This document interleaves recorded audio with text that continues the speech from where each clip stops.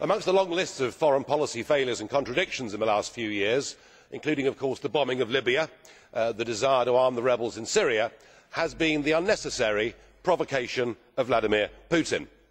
This EU empire, ever seeking to expand, stated its territorial claim on the Ukraine some years ago.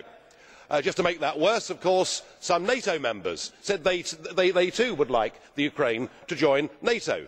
We directly encouraged the uprising in the Ukraine that led to the toppling of the President Yanukovych, and that led, of course, in turn to Vladimir Putin reacting. And the moral of the story is, if you poke the Russian bear with a stick, don't be surprised when he reacts. Now, just to continue with that, today we are rushing through an association agreement at undue speed with the Ukraine, and as we speak there are NATO soldiers engaged in military exercises in the Ukraine. Have we taken leave of our senses? Do we actually want to have a war with Putin? Because if we do, we are certainly going about it the right way.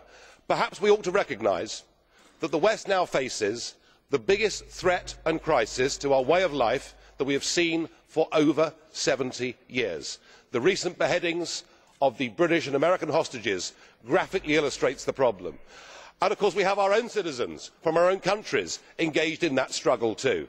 In the war against Islamic extremism, Vladimir Putin, whatever we may think of him as a human being, is actually on our side. I suggest we grow up. I suggest we recognise the real threat facing all of our countries, communities and societies. We stop playing war games in the Ukraine and we start to prepare a plan to help countries like Syria, like Iraq, like Kenya, like indeed Nigeria, to try and help them to deal with the real threat that faces us. Let us not go on provoking Putin, whether we like him or not. Kiitoksia. Thank you. Mr. Farage. Did a blue card question, actually a few blue card questions. The first one of these was by Mr. Pascu. Do you accept this blue card? Mr. Pascu, 30 seconds, please.